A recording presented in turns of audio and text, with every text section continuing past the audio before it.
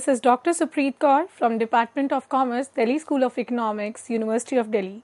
Today we'll be discussing about the income under the head capital gains. So as I mentioned, we have 5 heads or the 5 pillars of our income tax. The first one being the income under the head salaries, then income under the head are capital gains, then income under the head are house property, then income under head PGBP, and then other sources. So out of all these 5 heads, we have already covered the income under head salaries, income under head house property. Now we will be continuing the series with our third very pillar of our income tax, which is our income under the head capital gains. Now any gains that would arise on account of the transfer of a capital asset during any relevant previous year would be considered as the income under the head capital gains. Now whenever we say that the income is taxable under the head capital gains, it pertains or it should pertain to the relevant previous year. In this case, we will consider the relevant previous year to be 2022 to 2023. That means what? Whatever income that I have earned during this relevant previous year 2022, starting from 1st of April running till 31st of March 2023. So whatever income I am having, and that income is being generated from the transfer of a capital asset, then I would classify it as our income under the head capital asset, capital gains, right? Now, when I say this income under the head capital gains, we have some bases of charge given under our section 45, right? So, these bases of charge, these are what? They are basically guiding principles or the guiding rules that one should, obey, or one must, satisfy, so that his income gets, you could say, कि taxable under the head capital gains. तो जब भी हम कहते हैं कि कोई income हमारी taxable है under the head capital gains, तो उसके कुछ basic rules हैं, कुछ terms हैं. So that basis of charges हम कहते हैं that are defined are under our section 45. So हमारे basis of charge में first very condition है that there should be a capital asset. So सबसे पहली बात कि जब हम कह रहे हैं कि कोई भी इनकम टैक्सेबल होगी किसी कैपिटल एसेट के ट्रांसफर होने पर, सो तभी उसको हम क्लासिफाई करेंगे as income taxable under the head capital gains. तो उसके लिए पहली हमारी प्राइमा फेसी कंडीशन है कि वो जो है there should be a capital asset, right. अगर वो कैपिटल एसेट होगा तभी हम कहेंगे कि उससे रिलेटेड, उससे ट्रांसफर से रिलेटेड जो भी इनकम जनरेट होगी वो हमारी टैक्सेबल होगी under the head capital gains. अगर वो asset as per our income tax act जो है वो क्लासिफाई नहीं होता है कि वो एक कैपिटल एसेट है, चाहे शॉर्ट टर्म है चाहे लॉन्ग टर्म है, वो लेटर ऑन हम डिस्कस करेंगे. बट अगर वो कैपिटल एसेट ही नहीं है देन उससे रिलेटेड कोई भी आपका ट्रांसफर हो रहा है, that will not pertain to your this income under head your capital gains, right? So पहली condition है हमारे पास that there should be a capital asset. Then we say कि that capital asset जिसकी हम बात करें कि capital asset होना चाहिए, that should be transferred by the assessee. यानी कि जो assessee उस capital asset को possess कर रहा है, that he or she assessee, right? He should or she should transfer that capital asset and that too during that relevant previous year. यानी कि हम पहली बात करें कि कैपिटल एसेट होना जरूरी है, ठीक है. देन वो capital asset it should be transferred. अब ये ट्रांसफर का कॉनोटेशन जब हम बात करते हैं तो ट्रांसफर में आपका सेल भी आता है, परचेज भी आएगा, any sort of you could say कि relinquishment of your rights. So whenever we are saying we are transferring, that means the sale by one person and the purchase of the asset by another person. Similarly, relinquishment of rights by one person and taken over of the rights by the another person, right? There being any exchange. So all these connotation, all these terms come under the wider definition of your transfer, right? Next we say that such transfer should take place during the relevant previous year. उसका मतलब ये हुआ कि वो जो capital asset आपने transfer करा है, एसएससी ने ट्रांसफर करा है, that should be transferred during the relevant previous year. जो कि हमने इस केस में कहा कि अगर मेरा रेलेवेंट प्रीवियस ईयर 2022-23 है यानी कि उसका कॉरेस्पॉन्डिंग मेरा असेसमेंट ईयर हुआ 23-24, राइट। तो 22-23 में मैंने जितने भी एसेट को, कोई भी मेरा अगर कैपिटल एसेट है उसको मैंने ट्रांसफर करा है, तो उससे रिलेटेड जो मेरे you could say gains arise कर रहे हैं या लॉसेस के लिए भी मैं क्लेम कर रही हूँ, तो इट विल बी क्लेम्ड और it should be transfer during the relevant previous year. Then आपकी इनकम कब टैक्सेबल होगी? ऑब्वियसली जब आपको कोई उससे प्रॉफिट या गेन्स जनरेट हो रहे हैं। अगर आपको उस एसेट को ट्रांसफर करने से लॉसेस हो रहे हैं, सो दैट मीन्स व्हाट, कि आपकी कोई इनकम नहीं है, क्योंकि आपने कोई प्रॉफिट ही जनरेट नहीं करा है। सो पहली बात, there should be a capital asset, then the capital asset should be transferred by the SSC, then the transfer should be in the relevant previous year, and then the through the transfer there should be some profit or gains, right? Now जब आपने ये पूरे points को, इन सब nuances को take care करके you have computed your income under the head capital gains, now government says you are given some exemptions। जैसे हमने 80C से 80U तक exemptions पढ़े थे, वो थे हमारी ग्रॉस टोटल इनकम में से हमें डिडक्शन जो थे वो हमें ड्रॉ होते थे, राइट। सिमिलरली सेक्शन 10 में कुछ एग्जाम्पशंस होते हैं, कुछ इनकम होती हैं जो एग्जाम्प्टेड होती हैं, let's say gallantry awards, right. वैसे ही हमारी कुछ एग्जाम्पशंस हैं जो कि सिर्फ और सिर्फ हमारी कैपिटल गेन से रिलेटेड है, यानी कि बाकी जो 4 पिलर्स ऑफ इनकम टैक्स है ये एग्जाम्पशंस वहां नहीं मिलेंगी। ये स्पेसिफिक है कि सिर्फ आपको ये एग्जाम्पशंस कैपिटल गेन्स के हेड में ही मिलेंगी। नाउ ये एग्जाम्पशंस आपकी गिवन है under section 54, section 54B, section 54EC, D, G, GA, GB and so on. So there are number of sections which we'll be discussing in detail one by one later on, right? Now when we say that there should be a transfer of a capital asset, so what is a capital asset? It means any transfer, any property, whether it is a movable property, right, or it is an immovable property. Immovable means that your any land, right, that is an immovable one. Any your asset which is fixed, that means which cannot be moved from one place to another, right. Similarly, any asset which is in the nature of circulating, that means that it can be moved or it is of such nature that it is not affixed to the earth, right. Similarly, any asset, it could be a tangible one or an intangible one. तो आपकी कोई property हो, whether movable है, immovable है, fixed है या circulating है, tangible है या intangible है, वो क्लासिफाई करेगी as your capital asset, right. Now जब हम कैपिटल एसेट को डिफाइन करते हैं, हम 2 ब्रॉडर कैटेगरीज ले लेते हैं। हम कहते हैं कि एक हमारी पॉजिटिव लिस्ट होगी and second will be our negative list. Positive list का मतलब हुआ कि ये सारे जो आपके एसेट्स हैं ये क्लासिफाई होंगे एज योर कैपिटल एसेट्स, यानी कि ये नेगेटिव लिस्ट में नहीं जा रहे हैं। इसका मतलब क्या हुआ कि आपकी ये जो पॉजिटिव लिस्ट की बात हम कर रहे हैं, इसमें से जिस भी आपका एसेट का ट्रांसफर होता है उससे रिलेटेड आपको कोई भी प्रॉफिट्स एंड गेन्स होते हैं तो वो आपका टैक्सेबल है under the head capital gains. But अगर वो नेगेटिव लिस्ट में आता है तो उसका मतलब ये हुआ कि वो आपका सीजी वाले हेड में टैक्सेबल नहीं होगा। May be in some other head it will be taxable but not under the head your capital gains, right. Now, when I say this positive list, now we have these you could say broader categories, right? So, the first one is any rights with respect to the Indian company. So, अगर आपके पास किसी भी Indian company के right उसके management के उसके control related rights हैं आपके पास, then that means it is a capital asset, right?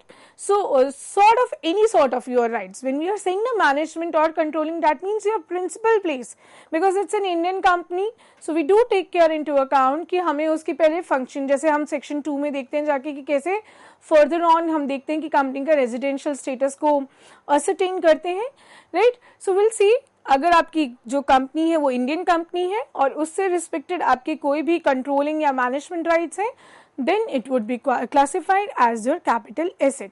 Then your any sort of your property, whether आपकी वो business या profession से connected है या नहीं connected है, तो कोई भी property अगर होगी तो it would come under your positive list of your capital assets, right? Then any securities which is held by financial institutional investors. तो अगर आपके कोई भी फाइनेंशियल इंस्टीट्यूशनल इन्वेस्टर्स हैं, उनके थ्रू कोई भी प्रॉपर्टी, कोई भी सिक्योरिटीज उन्होंने होल्ड अप करी हैं, those securities would be taken up as your capital assets, right? Then ULIP plan, जिसे हम कहते हैं यार unit linked insurance policy, right? अगर आपका कोई यूलिप प्लान है जो कि 1 Feb 2021 ऑनवर्ड्स जो है आपको इशू किया गया है, एंड दैट टू वो एग्जम्प्टेड नहीं है as per your section 10 subsection 10D, that means जिसका जो इंश्योरेंस प्रीमियम कवर है जो उस पॉलिसी का वो 2.5 लाख से अगर ज़्यादा नहीं है, देन वी विल से कि वो आपकी एग्जम्प्टेड नहीं as per your section 10 subsection 10D. सो कोई भी आपका यूलिप प्लान जो कि आपका इशू हुआ है 1 Feb 2021 onwards and that too which is not exempted, then it will be classified as your capital asset as per the positive list. Now similar to when we say कि capital assets है उसका positive list है, that means वो सारे आपके assets जो हैं वो classify करे हैं as a capital asset अगर वो positive list में आते हैं. वैसे ही अगर वो नेगेटिव लिस्ट में जाते हैं, इसका मतलब ये सब कैटेगरीज जितनी भी आपकी हैं ये आपके कैपिटल एसेट्स नहीं है, ठीक है? नेगेटिव इटसेल्फ सेज कि ये आपका कंसिडर नहीं किया जाएगा. सो फर्स्ट पॉइंट इसमें आता है हमारा स्टॉक इन ट्रेड, राइट? किसी भी टाइप का अगर आपका स्टॉक इन ट्रेड है, फॉर एग्जाम्पल कोई डीलर है प्रॉपर्टी ट्रांसफर करता है, राइट? उसके पास एक या एक से ज्यादा प्रॉपर्टी, 2, 3, 4, 5, 10 प्रॉपर्टीज होना वो उसका स्टॉक इन ट्रेड है कि जब रिक्वायरमेंट होगी, जब उसकी सेल आएगी, जब बिल्डिंग कंप्लीट होगी वो उसको सेल आउट कर सकता है, राइट? वो उसके स्टॉक की तरह है, right? So which he needs to maintain so as to fulfil the demand of the customers, right? So उस केस में जो वो डीलर है जो उस हाउस प्रॉपर्टी में डील आउट कर रहा है, तो उस केस में अगर वो कोई प्रॉपर्टी को ट्रांसफर भी करता है तो सीजी में टैक्सेबल नहीं होगा. वो कहाँ टैक्सेबल होगा? बिकॉज उसका ये बिजनेस है, उसका मे बी ये प्रोफेशन है, right? So that will be taxable under the head your profits and gains of business and profession, right? It will not be taxable under your head capital gains, correct? Now similarly, अगर मैं कहूँ I being let's say a professor and I transfer any sort of my house property, right? In that case, I am not into that profession or in that business of keeping the house property as a stock in trade. And if I transfer the property, then that property will be considered as a capital asset because that property is not my stock in trade, right? That stock in trade is not restricted कि वो consumable items ही होंगी या raw material ही होगा. It could be any house property if a person is a dealer into house property. So for him that property can be a part of his stock in trade, right? Second point है हमारा personal effects, यानी कि कोई भी ऐसी items which indulge whether movable assets हैं आपके, क्योंकि हमने property की already बात कर ली है. कोई भी पर्सनल नेचर की अगर आपकी आइटम्स है वो आपकी कैपिटल एसेट्स नहीं होती. But government says there is an exception category कि पर्सनल इफेक्ट्स में आप ज्वेलरी को कंसिडर नहीं कर सकते क्योंकि jewellery is a precious stone. So all your precious metals or your precious stones or you could say your archaeological collections or your any sort of sculptures, any sort of your paintings, right?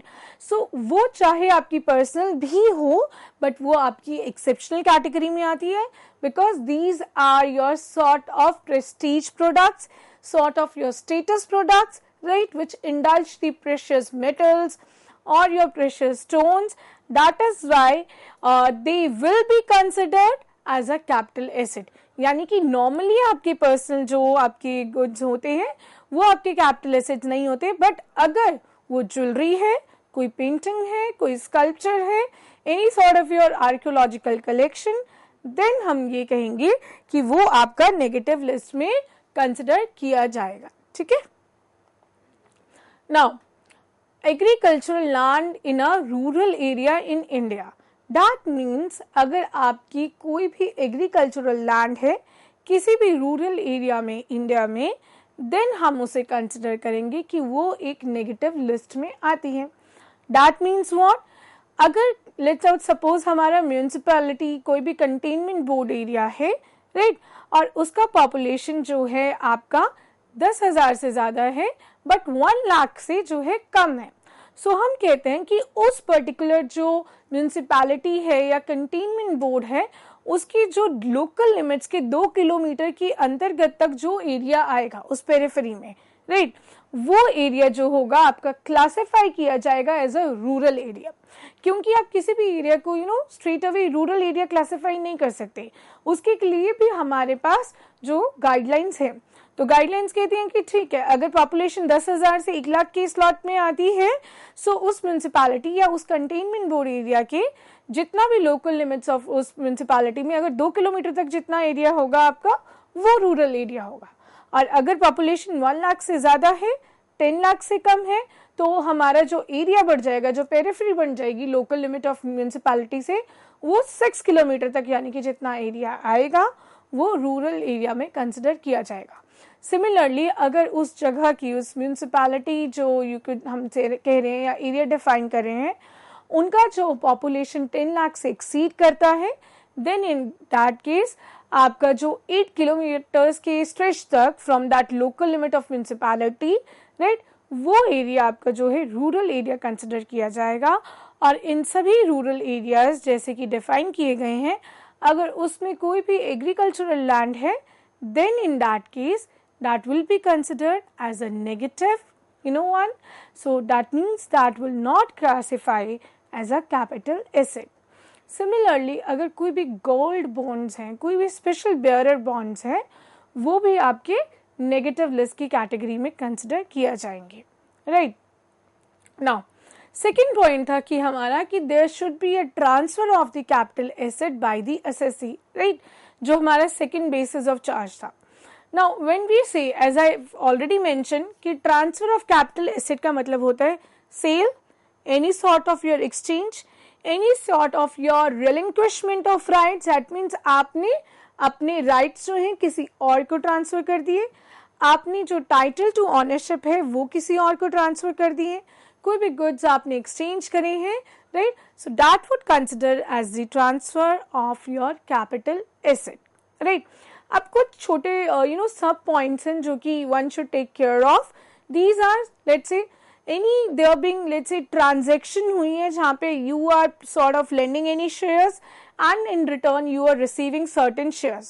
So that simple exchange of wherein one is lending the share and the another one is receiving the share in exchange, it would not be considered as a exchange from the point of view of your capital gains.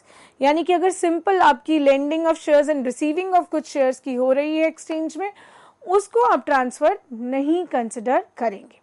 Similarly, अगर आप किसी fixed mutual plan की duration को extend कर रहे हैं, that will also be not considered as your transfer. That means अगर transfer consider नहीं किया जा रहा है तो वो आपका CG में taxable नहीं होगा, right? Similarly, हम कहते हैं कि अगर suppose करो कोई भी preference shares में hold up कर रही हूँ और उन preference shares को मैं redeem कर रही हूँ, so वो redemption of preference shares is a transfer, right? Because it indulges the rights over the shareholdings and now I'm giving up those rights over the shareholdings, I'm redeeming those preference shares, so then redemption of those preference shares will be classified as a transfer, right? Similarly, it say if there being any reduction into the share capital and company pays a part of its shares under the scheme of reduction of share capital to its shareholders, then such transactions will be chargeable under the hands or in the hands of your shareholders as per your capital gains provisions. That means अगर आपका share capital alter हुआ है, कुछ भी reduction हुई है and उस reduction की वजह से कंपनी ने क्या करा है कि कुछ जो शेयर्स हैं यू कुड से जो पे ऑफ कर दिया अपने शेयर होल्डर्स को, सो वो जो भी शेयर्स पे किए हैं कंपनी ने अपने शेयर होल्डर्स को एज अ स्कीम ऑफ और as a reduction in the share capital, those shares will be chargeable under the hands of the shareholders as per the rules, guiding principles and provisions of your capital gains. And moreover, that means what? That it will qualify as a valid transfer, right? Now, there are certain transactions जो कि कभी भी include नहीं की जाएंगी specifically under your you could say category of or definition of your transfer. यानी कि ये जो list of categories हैं इस पर कभी भी कोई भी capital gain नहीं consider किया जाएगा, right? So first point है, on the liquidation, the distribution of assets in kind by a company to its shareholders.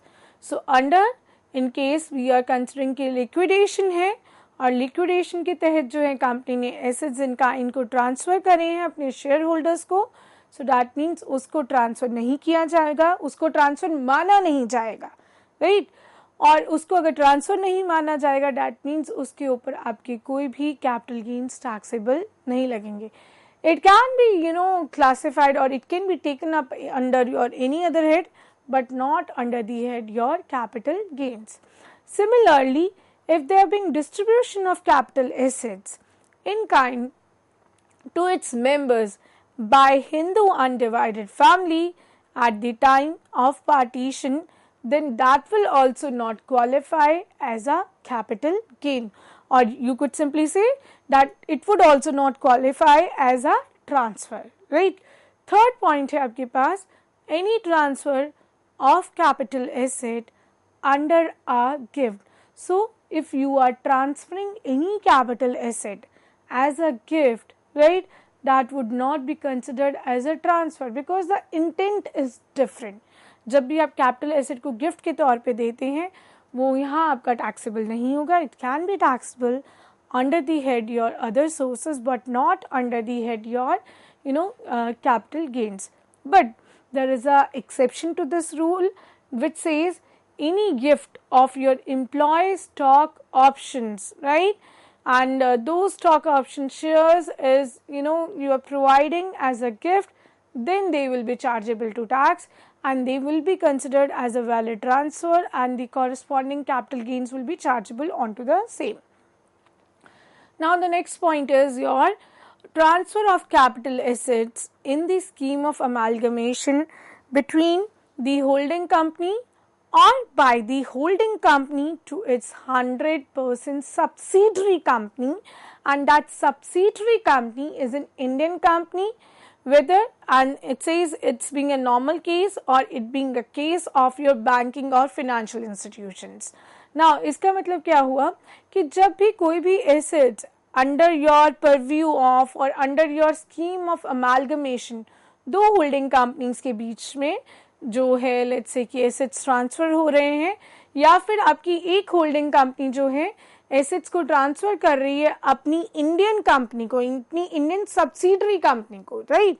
और अगर similar sort of amalgamation is happening either in a banking institute or in a financial institute, then also it will not to be considered as a transfer, and that means no capital gains onto the same will be taken up, right?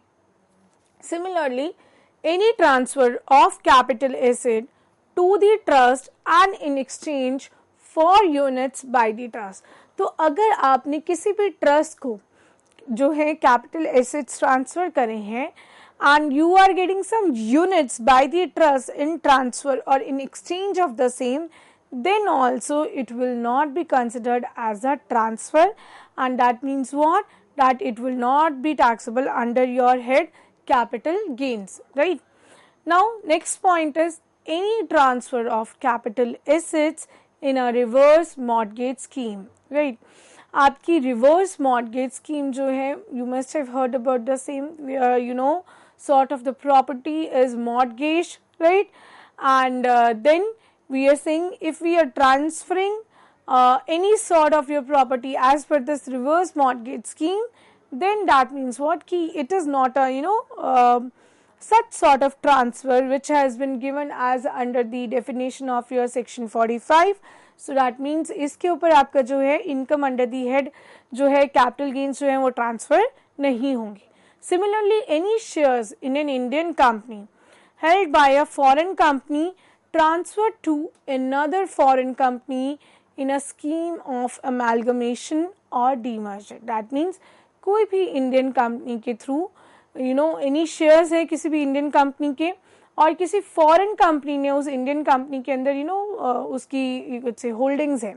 So that means whatever shares you are having in an Indian company and that shares are being held up by a foreign company and it is transferred to another foreign company, right? Whether it being pursuant to your scheme of amalgamation or your demerger, then we will say that yes, that is not to be considered as a transfer, and that means what? It will not be taxable under your head capital gains. Similarly, if let's say next point पे transfer of capital assets by any non-resident with respect to you, or you could say in terms of your foreign currency convertible bonds or global depository receipts to another non-resident, and if that transfer is being conducted outside India, then we would say that yes कि ये आपका एक sort of transfer नहीं consider किया जाएगा as per your capital gains, right? और वो जो income है आपके capital heads में taxable नहीं होगी. Next point है आपका transfer of sovereign gold bonds by an individual for redemption. अगर कोई भी individual redemption के लिए किसी भी sovereign gold bonds को transfer करते हैं, so उनको हम जो है transfer नहीं consider करते as per the definition given under our section जो है 45, right, of our Income Tax Act 1961. So ये कुछ points हैं.